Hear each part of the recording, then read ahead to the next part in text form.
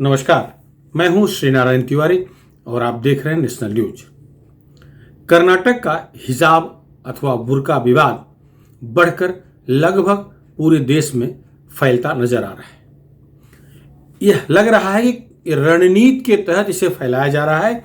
ये कोई सामान्य वारदात नहीं है। जिस तरह से 6 लड़कियां विद्यालय के आदेश के खिलाफ, विद्यालय की कार्रवाई के खिलाफ हाई कोर्ट गई, उसी से यह इंगित हो रहा है कि यह उन बच्चियों का काम नहीं है। उनके पास इतनी बुद्धि, इतना पैसा कहां से आएगा कि वो हाई कोर्ट में जाएंगी। मैं उनकी बुद्धि विवेक पर सवाल नहीं उठा रहा हूं, लेकिन कॉलेज में पढ़ रही लड़कियां, बच्चियों के पास इस तरह से मुकदमेबाजी करने की बुद्धि नहीं होती। वो उनकी शिकायत होगी तो अपने प्रिंसिपल तक जाएंगी, अपने माँ बाप के पास पहुंचेंगी, माँ बाप के माध्यम से स्थानीय नेताओं तक पहुंचेंगी। उनकी पहुंच इतनी होती है, लड़कियां नेताओं के पास भी नहीं जाएंगी, उनके माँ बाप भले जाएं। तो ये मामला कर्नाटक में जो फैलाया जा रहा है, यह राजनीतिक षड्यंत्र का प्रतिफल है। यह स्पष्ट दिख रहा है। कर्नाटक में 3 दिन के लिए स्कूल बंद हैं। कर्नाटक हाईकोर्ट की खंडपीठ न्यायमूर्ति कृष्णा एस दीक्षित की बेंच ने इस प्रकरण को बड़ी पीठ के पास भेजने का फैसला सुना दिया। कृष्ण दीक्षित जी को आज के दिन फैसला सुनाना था, लेकिन उन्होंने इस बेंच के पास ये मुद्दा जाना चाहिए जिससे न्याय हो सके। लेकिन कृष्ण दीक्षित जी ने अपना जो मत व्यक्त किया, अपनी जो राय व्यक्त की, उन्होंने कहा कि उनके जमाने में भी कॉलेज में यूनिफॉर्म होते थे, ड्रेस कोड होते थे और सब समान दिखते थे। बाद शुरू कराया गया है, अपने आप नहीं हुआ है। किसी भी कॉलेज को, किसी भी प्रशासन को, किसी भी सरकार को अपने स्कूल में, अपने विद्यालयों में किस तरह के ड्रेस रखने हैं, यह उनका अधिकार है। जैसे मौलिक अधिकार की बात वो बच्चियां कर रही हैं, जो बुर्का अथवा हिजाब को अपना मौलिक अधिकार बता रही हैं, वो उनका मौलिक अधिकार है कि नहीं, अभी ये न्यायपालिका को तय करना है। संविधान में धार्मिक स्वतंत्रता सबको है, विद्यालय को भी कुछ अधिकार है। स्कूल कैसे चलाना है वो विद्यालय तय करेगा।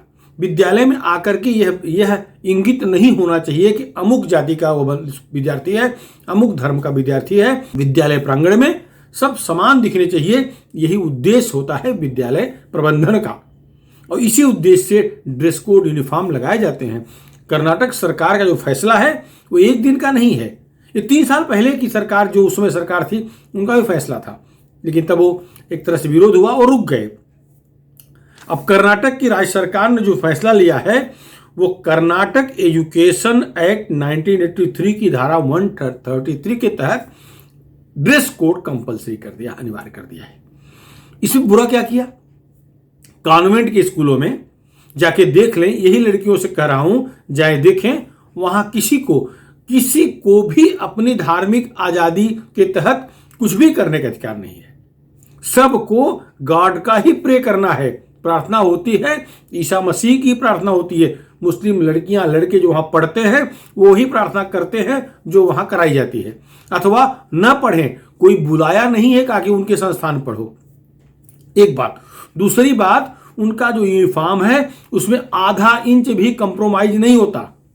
ये सरकारी विद्यालय है, इसलिए ये नौटंकी शुरू हो गई है ना। बच्चों में इस तरह के राजनीति लाने की आवश्यकता नहीं है। किसी भी कैथोलिक विद्यालय में जाकर देख लें और चला लें अपना कानून, बुर्का पहन चली जाएं। ये मामला बढ़ गया है। आज ये मामला उठ करके कोलकाता, दिल्ली, कहां कहां तक पहुंच गया है। पूरे देश में सबसे अधिक तो उत्तर प्रदेश में इसका प्रभाव देखा जा रहा है। गूगल सर्च में सर्वाधिक सर्च उत्तर प्रदेश से आया है। बुर्का और हिजाब का विवाद। एक शाहीन बाग की गलती हुई है जो देश भुगता था। दूसरी गलती किसान आंदोलन का। जब ये सौम्य स्वभाव सरकार ने अपनाना शुरू किया तो शाहीन बाग बन गया, किसान आंदोलन चालू हो गए। नहीं तो जैसे इंदिरा गांधी करती थी वैसे ही सरकार करना चाहिए। जैसे ही लोग आए हैं बिना परमिशन के, आखिर कड़ाई तो देर सवेर बरतनी है, तो शुरुआत में क्यों नहीं बरतते? जो कुछ भी पुलिसिया कार्रवाई करनी है वो प्रारंभ में ही शुरू कर देना चाहिए। इंतजार करने की आवश्यकता नहीं। आखिर बल प्रयोग तो करना ही पड़ेगा। शाहीन बाग में क्या हुआ, उसका परिणाम क्या निकला? उसका परिणाम निकला दिल्ली में दंगा, लोग मारे गए, सरकारी अधिकारी मारे गए। यह दुखद परिणाम निकला शाहीन बाग का। अब कोई अगर देश में दूसरा शाहीन बाग बनाना चाहे, चाहे जहां बनाना चाहे, शुरुआत में ही उसे कुचल देना चाहिए, चाहे वो हिंदू धर्म के लोग हों चाहे मुस्लिम धर्म के लोग हों। घेराव हो रहा है तो बल प्रयोग होना आवश्यक है, नहीं वरना किसान आंदोलन देख चुके हो। जैसे ही 26 जनवरी को किसानों ने तिरंगे का अपमान किया था, उत्तर प्रदेश की पुलिस मजबूती से तैयार बैठी थी, योगी की पुलिस तैयार बैठी थी। यही टिकैत घड़ियाली आंसू रोने लगे। इन्हें मालूम था कि योगी बाबा की पुलिस उठाएगी तो गाड़ी कब पलटी हो जाएगी पता नहीं। घड़ियाली आंसू रो करके जाट बेचारों को प्रभावित किए, बुलाए और आंदोलन कितना लंबा चल गया, आंदोलन कितना लंबा खिसक गया। और अगर 1 घंटे वही और छूट दे दी गई होती, दिल्ली सरकार अर्थात केंद्र सरकार उत्तर प्रदेश सरकार को न रोकती, विवाद समाप्त था, आंदोलन खत्म था। यह जो आंदोलन चल रहा है यह आंदोलन नहीं है, इसके पीछे राजनीतिक षड्यंत्र है, यह देश तोड़ने वाले लोगों की चाल है। वरना यूनिफॉर्म को लेकर के ऐसे आंदोलन हो यह अपेक्षित नहीं है। लड़कियां आंदोलन कर रही हैं। आपको पता है ना कश्मीर में कैसा होता था, कश्मीर में लड़कियों को आगे करके आतंकवादी भागते थे, पनाह लेते थे। जब सेना कार्रवाई करती थी तो आगे छोटे छोटे बच्चों को कर देते थे। ये मैं 370 हटने के बाद की बात नहीं कर रहा हूं, उसके पहले कर रहा हूं। 370 हटने के बाद तो चाहे जो भी षड्यंत्र किया आतंकवादियों ने, सेना के जवानों ने उन्हें भून डाला, उन्हें जला के मार डाला। क्या किया वो सब आप देख रहे हैं। स्थानीय जनता पहले मजबूर रहती थी, अब मजबूर नहीं। मतलब कहने का ये कि कड़ाई शुरुआत में तत्काल बरतने की आवश्यकता है। कोई शाहीन बाग कहीं नहीं होना चाहिए, किसी भी धर्मावलंबी के द्वारा शाहीन बाग नहीं बनने देना चाहिए, हिंदू भी हो चाहे जो हो। अपने स्तर पे जो विरोध करना है वो प्रशासन से करें, जरूर करें, इसमें कोई दो राय नहीं है, उनका मौलिक अधिकार है। लेकिन जो दिख रहा है वो ये दिख रहा है, षड्यंत्र बढ़ाया जा रहा है। उत्तर प्रदेश में योगी आदित्यनाथ की सरकार लौटती दिख रही है, उन्हें रोकने की कोशिश की जा रही है। ये मुस्लिम पोलराइजेशन का प्रयास है। आपको पता है 3 दिन पहले आंदोलन शुरू हो रहा है। 10 तारीख को उत्तर प्रदेश के प्रथम चरण की वोटिंग है और उत्तर प्रदेश के 3 चरण की वोटिंग तक उत्तर प्रदेश मुस्लिम बाहुल क्षेत्र है, वहां पर मुसलमान प्रभावकारी स्थिति में है। तो ये दंगा शुरू कराया जा रहा है, पोलराइजेशन की कोशिश हो रही है। 10 फरवरी को पहला चरण, 14 फरवरी दूसरा चरण और 20 फरवरी तीसरा चरण है। ये तीनों चरण के चुनाव जो है, जिनमें 11 जिले 10 फरवरी को, 9 जिले 14 फरवरी को, 16 जिले में 20 फरवरी को चुनाव होगा। ये पश्चिमी उत्तर प्रदेश का इलाका है जहां मुस्लिम आबादी काफी अच्छी संख्या में है। उनमें पोलराइजेशन कराने का षड्यंत्र हो रहा है।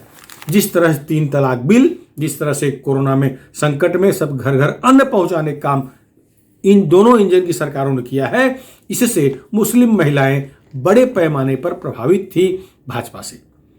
पिछली बार भी वो लोग वोट भाजपा को दी हैं, इसमें कोई दो राय नहीं है। सारी की सारी मुस्लिम महिलाओं ने दिया ऐसा मैं नहीं कह रहा हूं, उसमें बड़ी संख्या में वोट भाजपा को मिला था।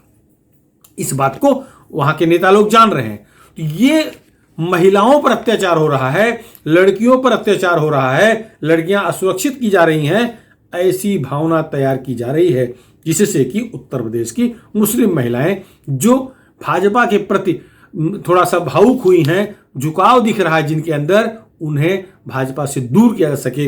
यह वह षड्यंत्र है, यह वह षड्यंत्र है। योगी को रोकने का षड्यंत्र है, मोदी को स्तब्ध करने का षड्यंत्र है, पाकिस्तान खुश करने का षड्यंत्र है।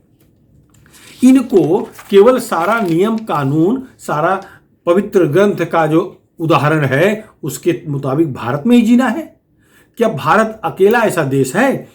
अगर इतने बड़े पवित्र धर्म को मानने वाले लोग हैं तो फ्रांस में जाके क्यों नहीं कुछ कर लिए? फ्रांस केवल अकेले भारत में स्कूलों में बैन है ऐसा नहीं है। बहुत सारे मुस्लिम देशों में भी स्कूल कॉलेज में या सार्वजनिक स्थानों पर बुर्खा हिजाब पर प्रतिबंध है। सबसे पहले अगर प्रतिबंध लगा है किसी देश में स्कूल या हिजाब या बुर्का पर कॉलेजों में तो फ्रांस में लगा है। फ्रांस सरकार ने 2004 में ही इसको रोक लगा दिया, बहुत भयानक भारी दंड की राशि निर्धारित कर दिया है। रूस ने 2012 में प्रतिबंध लगाया है।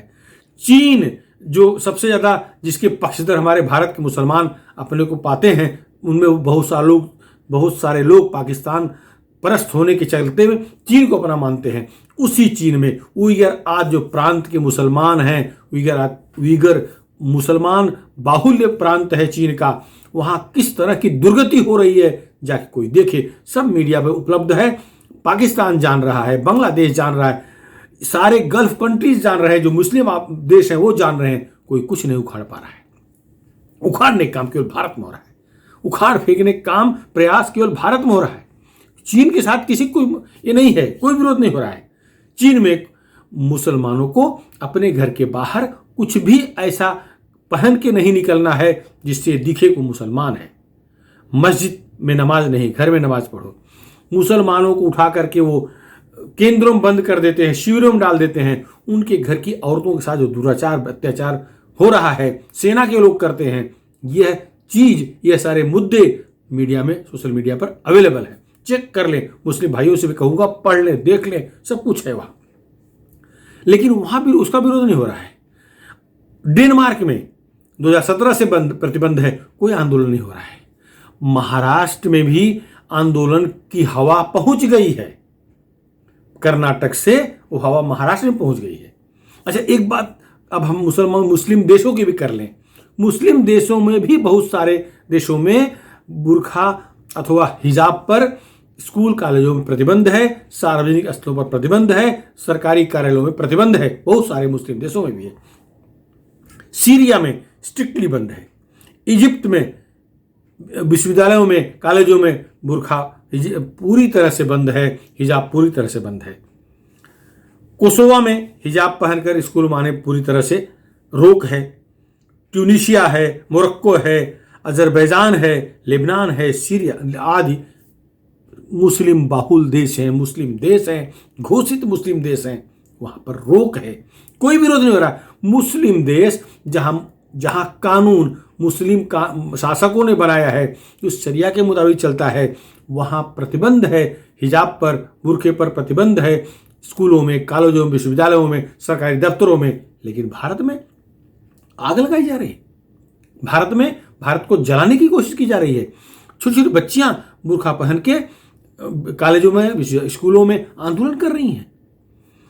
यह सामान्य सी बात नहीं है। वो 6 बच्चियां जो आकर के विद्यालय के सामने विरोध प्रदर्शित कर दी, वो सामान्य सी बात नहीं है। पूरी रणनीति बनी होगी, पूरे लोग रहे होंगे, सिखाए गए होंगे वो बच्चे, फिर वो आंदोलन शुरू किए होंगे।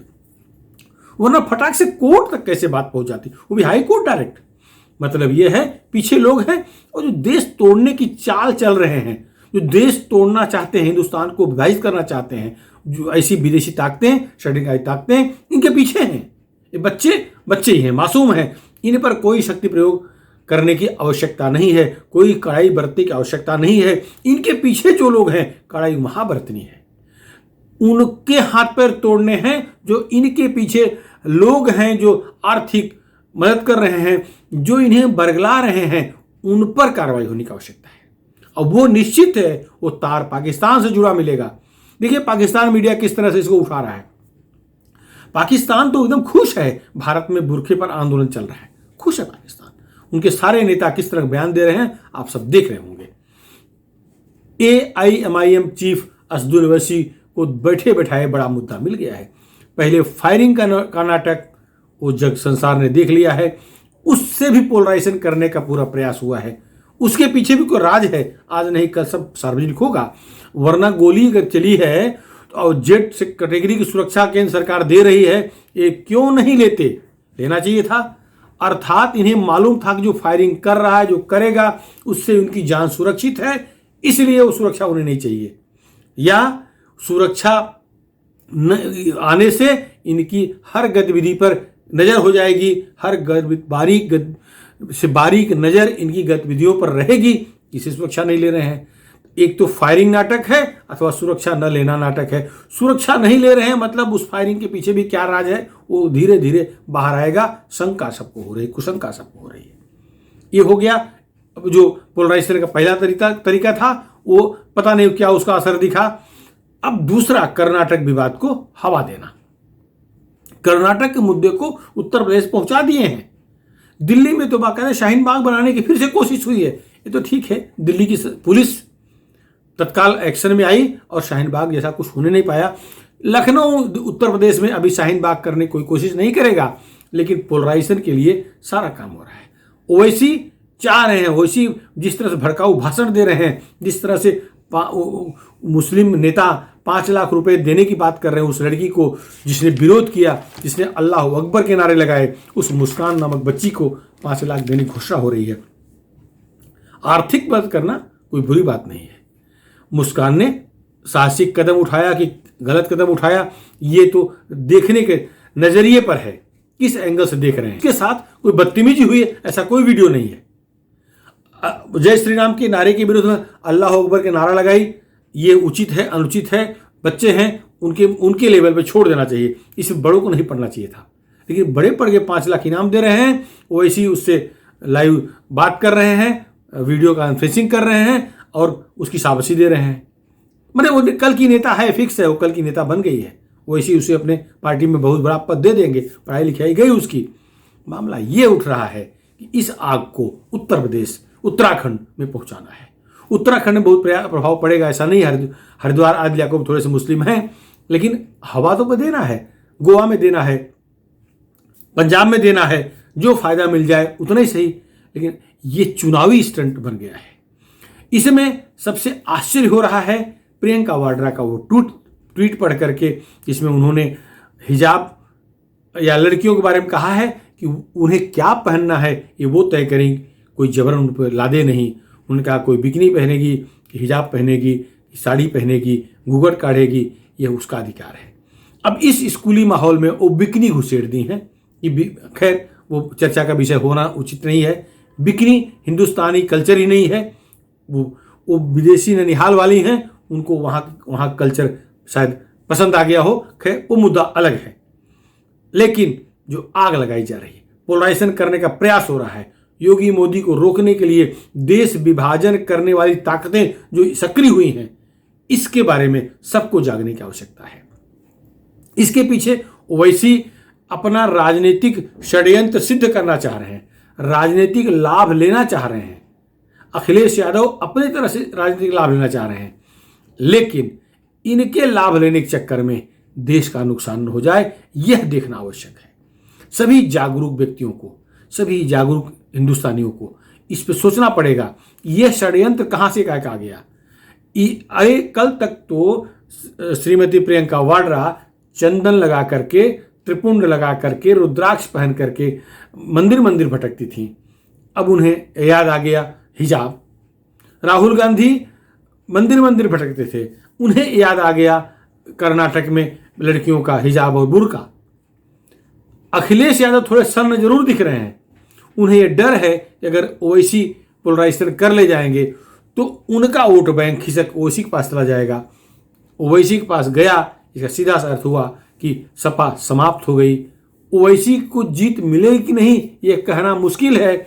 मुस्लिम अगर बटे तो उसका लाभ भाजपा को होगा, ऐसी भय अखिलेश यादव और उनकी टीम को सता रही है।